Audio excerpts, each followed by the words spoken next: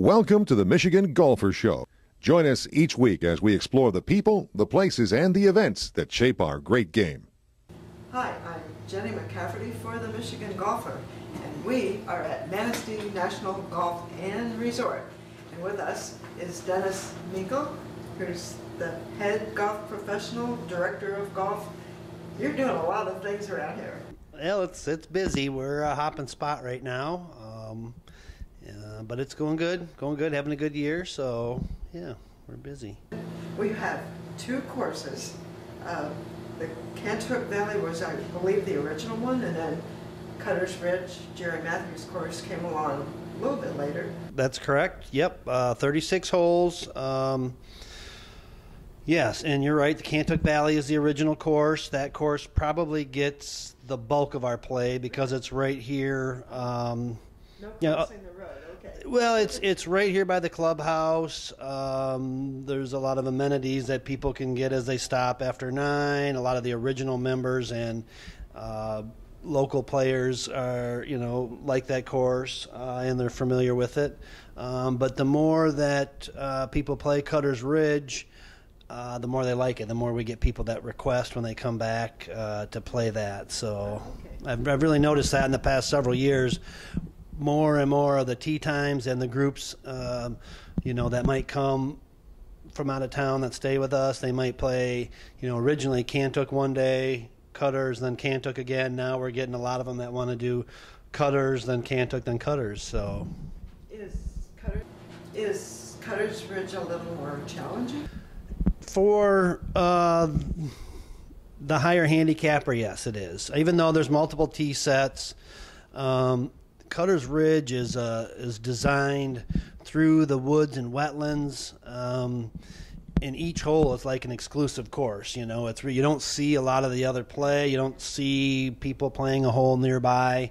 That's a really interesting thing to say about. Yeah, and it's really, the more that I spend time out there, whether taking groups, showing people around, playing, doing lessons with people, the more you kind of appreciate it and the nature that's out there and the bridges that connect greens and tees, and as it winds itself through the area, it's really pretty, and I enjoy it more and more that I play it. And plus you learn some of the nuances that help you score a little better as well. Okay, so the more you play, the better you'll get. Yeah, the first time you walk over there, it can be difficult and maybe even intimidating. Some holes you may not want to choose a driver because the landing areas narrow up, and they're not designed for maybe a long drive from a forward tee. So yeah, the more you learn how to play it, the more enjoyable I think it gets, and the less difficult it becomes. Oh, okay. That's a fun way to think about it, and it's a fun way to get people to come back. Yep.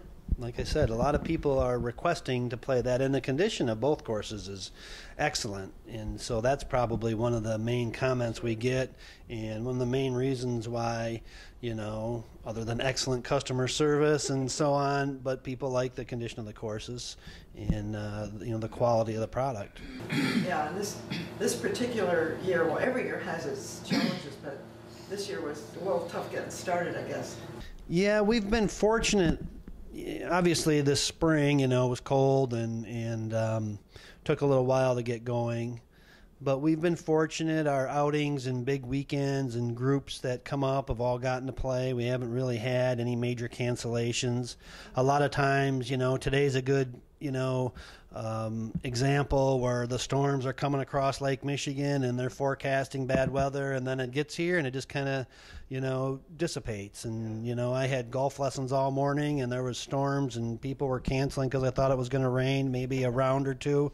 And, nothing really materialized, a few sprinkles, but it's beautiful out. And a lot of times the weather will dissipate when it hits the land and then maybe, concentrate again inland, but we miss out a lot of times. Years ago, someone told me about how if you watch on the radar, the storms come across Lake Michigan, and then when they hit the shore, they go away. Yeah, and it's kind of the opposite in the winter, unfortunately. They kind of the air masses come across the lake, and then they drop lake effect snow right on us. So that's Well, I'm here, but we're not open for business on the course, so that's a little easier to deal with. Well, you mentioned a couple of things. You mentioned outings. Tell us a little bit about the outing business here. Yeah, we do.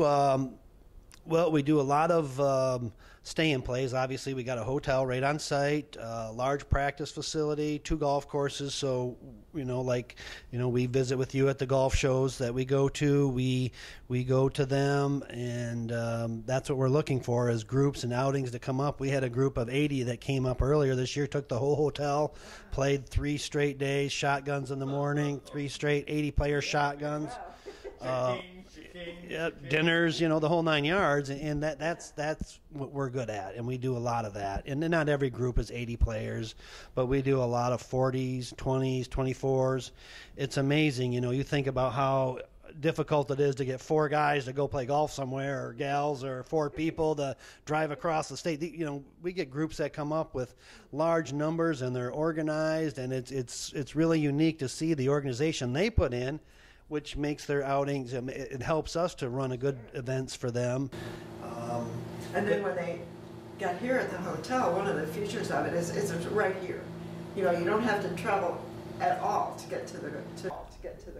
Exactly. I mean, people can take a golf cart to the lodge, back to the clubhouse, to the practice facility. I mean, literally, there's dining on site, an excellent restaurant. We have a lounge in the hotel and at the clubhouse. So people, a lot of times, they just park and they're on a golf cart or they're walking. They got pools right here for them to relax in between rounds after.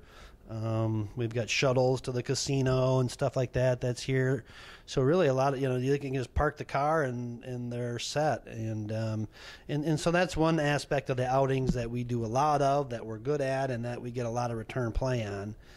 But we also do a lot of the charity outings, and we got a big one this Sunday. We did, one for the Little River Casino, their big charity outing. They had 168 golfers. We utilized both golf courses last Friday. Live bands they had playing outside. It was quite an event, and it was a good time, and the band was great. You could hear them all, and it wasn't annoying, or it was a nice band that played good music, and the people were having fun and they enjoyed listening to music, and you could hear it throughout the whole course. Yeah, and so it was a good time. We do a lot of those things. Again, we're equipped. 100 golf carts. We can accommodate most local outings, and again, that's another thing that I think we do a good job at, is that outings. It's one of our favorite places to come, because there's so much to do here, and also not very far away, because the city of Manistee and its Riverwalk is 5 miles maybe? Yep. And you have 2 pools, actually 3 pools. You have the indoor pool, a separate outdoor pool, and then there's a little pool, a hot tub, or a kid's pool? There is a large hot tub outside, and then there's a small hot tub inside. So we actually have 4 pools. So, but the outdoor hot tub is big. It's one of the best hot tubs I've ever been in. Now, I don't get to enjoy it that often, but sometimes in the fall, we'll sneak over there in the afternoon or whatever, and air is cold, and the pool's nice and warm, and the jets are great. I know that's a favorite. Yeah, try that out. I think you won't be disappointed with that outdoor hot tub. But you're right. There's a lot of stuff nearby. The beaches are beautiful. We've got 2. There's First Street Beach and Fifth Avenue Beach. Actually, I was down on one of them with a bonfire last night. They have fire rings right there. You can put some wood in there and just enjoy the sunset. It's really pretty, and there's fishing excursions people can go on after they've golfed several days or whatever. Sometimes they'll do that. The Riverwalk, the downtown area is convenient and easy to walk, and there's a river right there. Sometimes freighters go by right through the channel connecting. Yep. The drawbridge went up. Yep. And it's amazing to watch. I mean, I've seen it. I grew up in Sault Ste. Marie. I watched freighters go through the Soo Locks my whole young life, and I still, I live right there by the channel and see the freighters go by, and I think it's awesome, and it's amazing that the size of these, I don't think we have any 1,000-footers, but there's 700-foot freighters that go through this little channel. It's a tight squeeze. I can imagine there's a little anxiety in the cabin of those big freighters when they go through, but it's quite a sight. Yeah. Well, there is so much to do, and I have to mention the restaurant. The restaurant is so good. Last night it was packed. Good. And it was busy, but our service was friendly and efficient, and the food was just great. Yep. Yep. I think you hit the night where there's a pasta and wine special was going on. A lot of the locals have realized that it's affordable. It's excellent food. You can sit outside on nice. We got a porch on the back deck that views the number 9 green, and that's a great place to sit. And there's also a nice big patio out in front. So there's nice outdoor seating on these beautiful evenings that we have. And then a full, obviously, inside area. But, yep, it's the golfers appreciate it because a lot of times they go to golf places and maybe it's burgers and fries and stuff. And we obviously have all the lunch items, but then without taking a huge spike in prices, there's a really good, dining, options for the, anybody, but a lot of times the groups that come, they don't have to worry about just eating burgers all the time. There's all kinds of excellent food from fish and pasta, steaks, and so it really helps the people that are staying here for a couple of days be comfortable and enjoy their meals. And plus you have this great cozy bar right in the lobby. And I say cozy because it's, the chairs are hard to get out of. They're that cozy. No. Well, I told you earlier, you said I have a seat. I'm like, I'm afraid to sit down because I won't want to get up. I know. Oh, I know. Well, I told you earlier, you said I have a seat. I'm like, I'm afraid to sit down because I won't want to get up. But this is a nice spot. There used to be a pool table in here, and we actually took it out to allow more people to relax because people will come in here, after their games. They'll visit. Sometimes they'll play cards. If you got a group of 12 or something, you can come in here. There's a little conference area over there. We've expanded the whole exercise room, and so that's a very nice exercise and fitness area. But yeah, this room in here is nice. They've got plenty of availability of different beverages and wines and, upscale kind of bourbons and whiskeys. And we got a full bar over at the clubhouse if they need backup too. So.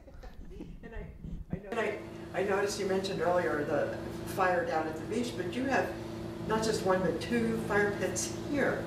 Yeah, we've got some Canadian guests that like to come, and we better stock up on wood because they will I'll come over in the morning and bring the daily reports over, and the thing will still be smoldering at 7 o'clock in the morning. And usually there's a few remnants that they were there besides a smoldering fire, but no, the fire pits are a big hit. It's you sit outside. You got the pools right there. You've eaten dinner. You sit out. You throw a couple logs on the fire, and it's really comfortable. It is. And one other thing I noticed yesterday, I think it was Cutter's Ridge across the road, and I noticed there's another putting green by number 10. Yeah. So we've got a full size putting green right here, where by Cantuck Valley, number 1T. Very large putting green, but then as you go over by the Cutter's Ridge, which is just a short golf cart ride from the pro shop. Some of us would walk. Yep, you can walk. Usually, and you can also drive your car to this practice area. So, some guests will, from town may just drive their car out to use the practice range. We got ball dispenser there, but it's a huge. Like I said, I've been giving golf lessons all morning out there. It's a great place. We do our junior clinics out there, other adult beginning golf clinics. Junior clinics, are those for local kids? Or? Yeah, we do one clinic right when school gets out, like the second week in June, and that's kind of been our thing. It's been my thing for 20 years, but it's been our thing here for the past 6 years. And we get a good turnout of mostly local, but some, traveling kids visiting grandparents and what have you, week-long camps, and they're a lot of fun, and the kids like it. We get a good turnout every year. But that whole facility, there's a big putting green over there, multiple tiered tee boxes, so we rotate it around and have good grass all the time. There's a back tee to do private lessons or small clinics if it's busy on the front. And there's actually another teaching green out beyond the back of the range, which isn't, commonly used, but, myself or any of the other professional staff can go out there and do short game lessons.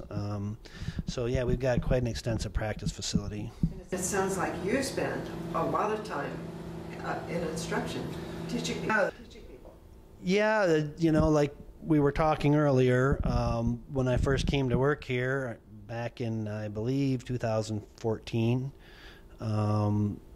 that's what I came here to do, was to teach and help the staff out there because they're busy and it's hard to, keep the day-to-day operations going and allocate a lot of time to teaching because it takes a commitment, it takes some time. And so that's what I came here to do, was to develop some of the junior programs and lessons and so on.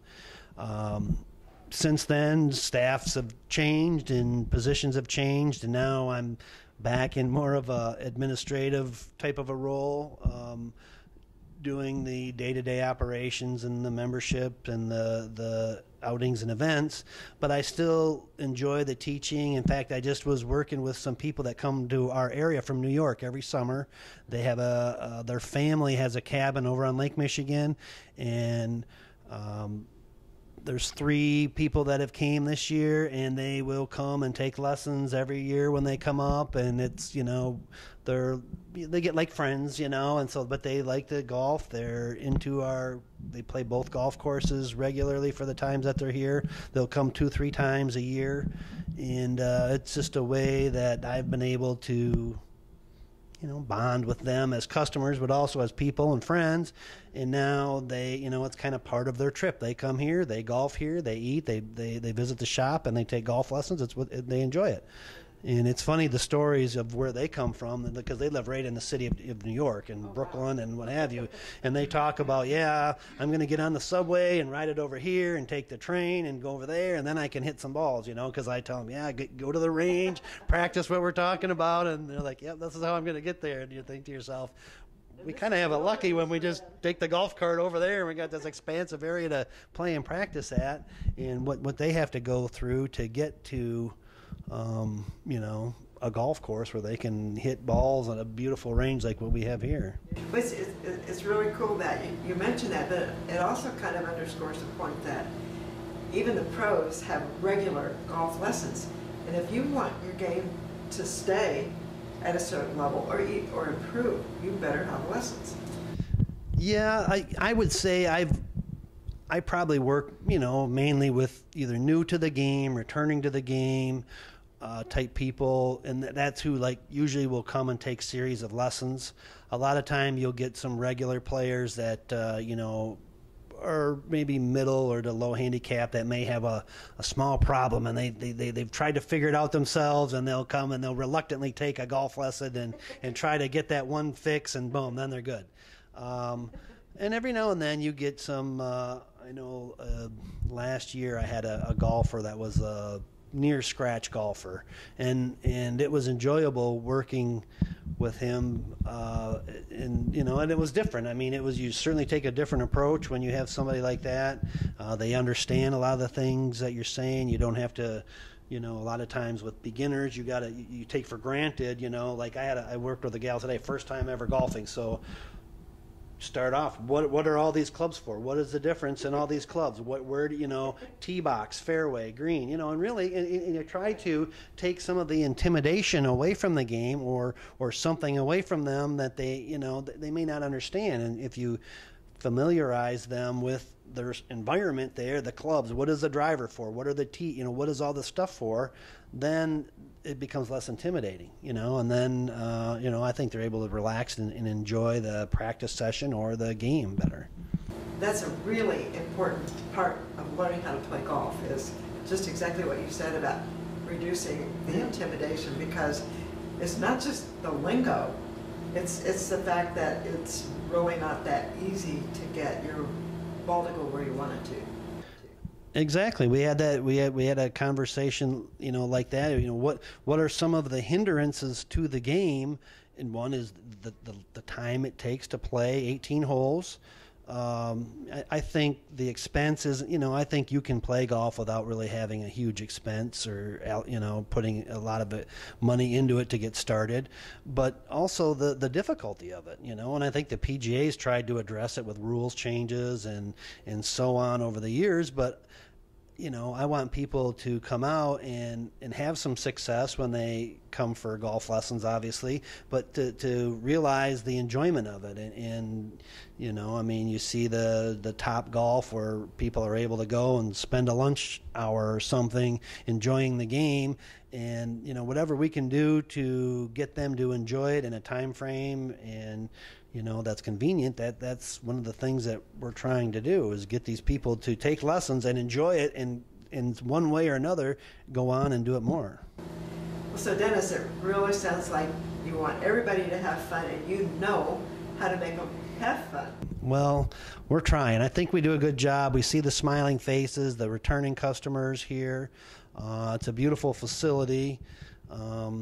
But there's a lot of competition, so you gotta stay on your game. You gotta be out there helping them and just doing a lot of the little things. But I think people that come to Manistee National, whether it's for an afternoon or for a whole weekend or what have you, I think they'll be happy that they did.